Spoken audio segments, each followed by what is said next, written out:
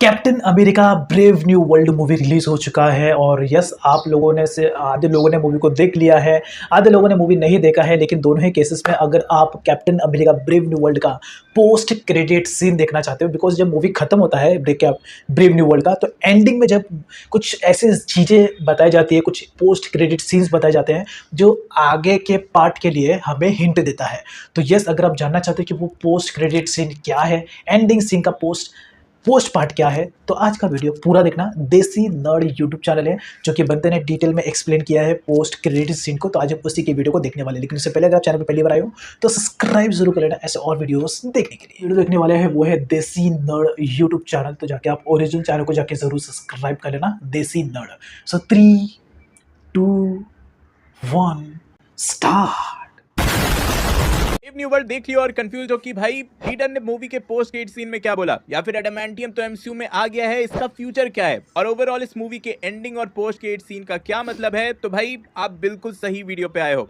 पहले मूवी में एडामेंटियम की बात कर लेते हैं, क्योंकि भाई एमसीयू के फ्यूचर के लिए ये सबसे ज्यादा इंपॉर्टेंट है। तो मूवी में अब ऑफिशियली रिवील हो जाता है कि सेलेस्टियल की जो बॉडी छूटी थी एटर्नल्स की मूवी में, वो एडामेंटियम नाम के मेटल से ही बनी है। एंड साथ ही कॉमिक बुक्स के जैसी ही मूवी में भी कंफर्मेशन दे दी जाती है कि भाई ये जो मेटल है उसकी स्ट्रेंथ वाइब्रेनियम से भी ज्यादा है, मतलब ये वाइब्रेनियम से भी ज्यादा स्ट्रॉन्ग मेटल है। एंड ऑब्वियसली ऐसे मेटल के लिए पूरा वर्ल्ड इसके पीछे पड़ा है, जिसके अराउंड मूवी में मेजर पॉलिटिक्स दिखाई गई है। बट हाँ, by the end of the movie सब कुछ सॉर्ट आउट हो जाता है एंड एक ट्रीटी बन जाती है जिसमें पूरा वर्ल्ड ही ये मेटल यूज कर पाएगा एंड खुद को डेवलप कर पाएगा। वैसे बता दूं कि मूवी में इस पॉलिटिक्स के अराउंड इंडिया पे बहुत ज्यादा फोकस किया गया था एंड लिटरली हमें जो यहाँ इंडिया का पीएम दिखाया गया वो अपने कपड़ों से मोदी जी से काफी सिमिलर फील होगा। अब देखो ये एडामेंटियम एमसीयू के लिए इतना इंपॉर्टेंट क्यों है। ओजी मार्वल फैंस जो हैं, एक्समैन की मूवीज जो देखते थे, वो ऑलरेडी ये बात जानते हैं कि एडामेंटियम का सीधा कनेक्शन होता है म्यूटेंट्स एंड एक्समैन से, जहां इलीगली स्मगल किया हुआ ये मेटल म्यूटेंट्स को एनहांस करने के लिए यूज किया जाता है। अब एक्समैन वाले यूनिवर्स में ऑलरेडी इसका यूज वुल्वरीन को उसके मेटल क्लॉज देने के लिए कर दिया गया था। हमने डेडपूल एंड वुल्वरीन में भी इस वर्जन को देखा ही, इवन डेडपूल के अल्टरनेट वर्जन को भी इसका ही बना सॉर्ट दिया गया था, या X-23 के क्लॉज को ले लो, एंड और भी कई कैरेक्टर्स हैं एक्समैन यूनिवर्स में जो कि एडामेंटियम से अपने पावर्स को एनहांस करते हैं। बट एमसीयू के मेन टाइमलाइन या मेन यूनिवर्स में, मतलब अर्थ 616 में, जो कि मेन कंटिन्यूटी का पार्ट है, जो कि हम लोग स्टार्टिंग से देख रहे हैं, उसमें इस मेटल का एब्सेंस था। और स्लोली मार्वल वाले कुछ म्यूटेंट्स को कुछ टाइम से इंट्रोड्यूस भी कर रहे थे,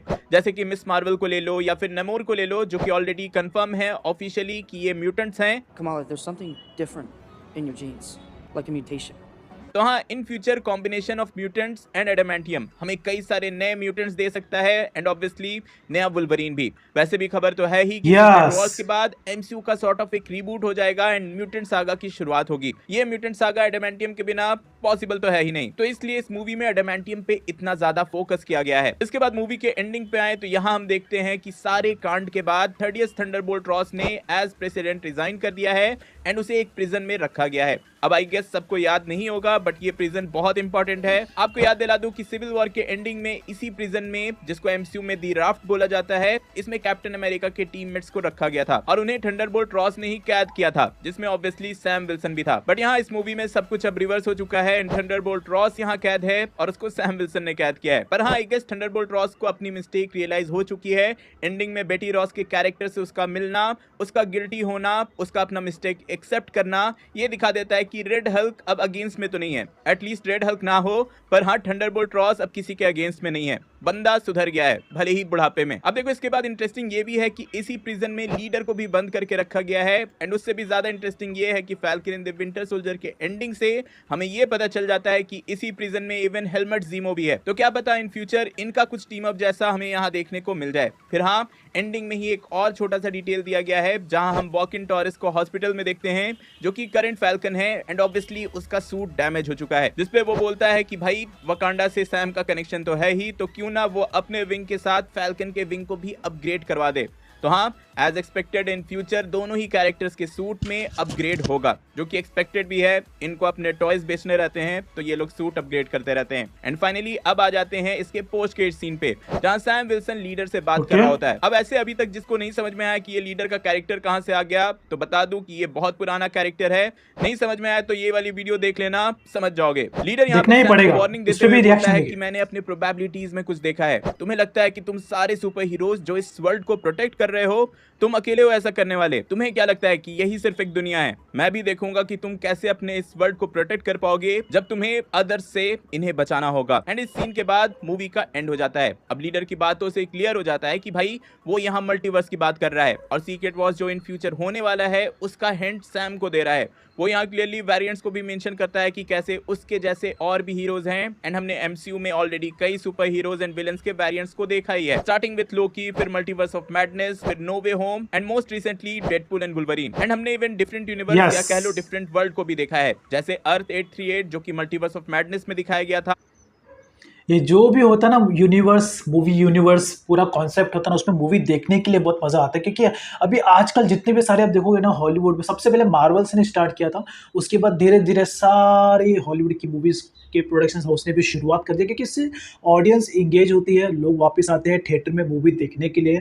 और वही सेम चीज़ बॉलीवुड ने भी छाप लिया और बॉलीवुड में भी आपको देखने को मिलेगा कॉप यूनिवर्स, हिमेश रेशमिया का एक्सपोर्ट्स यूनिवर्स, और उसके बाद अभी और भी मूवीज आ रही है यार, दबंग भी आएगा, आ सकता है। इवन द मार्वल्स का जो पोस्ट क्रेडिट सीन है वो भी एक अल्टरनेट अर्थ दिखाया गया है जिसमें बीस्ट भी था।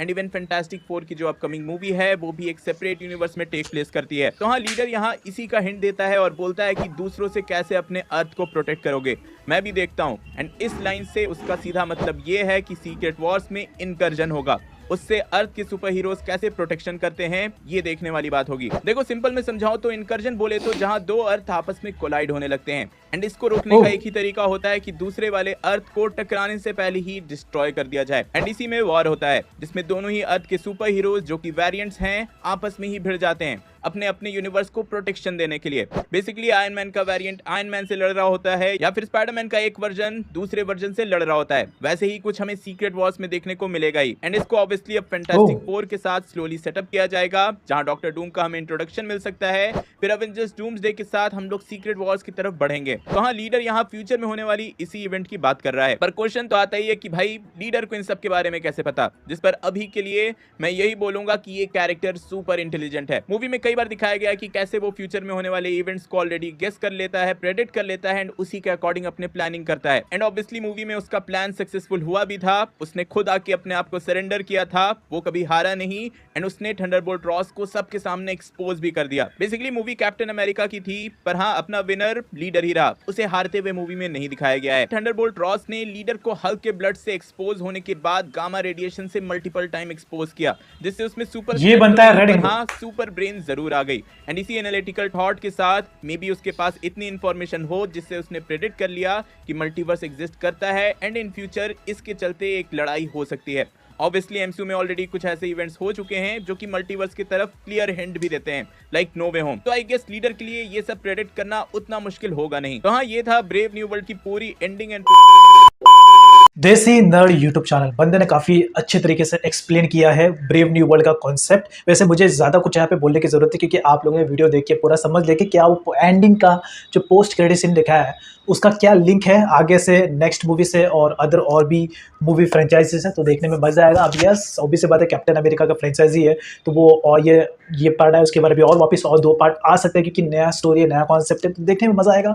काफ़ी यूनिक कॉन्सेप्ट होता है देखने के लिए। और कैप्टन अमेरिका मूवी आपने देखा है कि नहीं, कमेंट सेक्शन में जरूर बताना। मैंने तो मूवी ऑलरेडी देख लिया है और सच में मज़ा आ गया मूवी देखने के लिए। जेनजी जनरेशन को इस तरह की मूवी देखने में ज़्यादा मज़ा आता है क्योंकि साइंटिफिक होता है, नया नया चीज़ देखने को मिलता है। उनका VFX, उनका बजट ही ज़्यादा होता है जिनकी वजह से उनका VFX CGI काफ़ी एडवांस लेवल का होता है। बॉलीवुड में अगर इतना बजट होता तो ऑब्वियसली बात है हम भी ऐसी मूवी बना लेते थे, पर देखने कोई नहीं आता था क्योंकि यहाँ पे धर्म ज़्यादा चलता है तो लोगों को कॉमेडी एंटरटेनिंग वो ज़्यादा मज़ा आता है देखने के लिए। बट ठीक है, कोई बात नहीं, धीरे धीरे इंप्रूवमेंट हो जाएगा। तो ओवरऑल ये मूवी का जो पोस्ट क्रेडिट एंडिंग सीन है वो आपको कैसा लगा कमेंट सेक्शन में जरूर बताना। और ये अगर आपको ऐसे और वीडियोस देखने हैं तो आप चैनल को सब्सक्राइब कर लेना और वीडियो लिस्ट में जाकर और भी वीडियोस को आप चेकआउट कर सकते हो। तब तक के लिए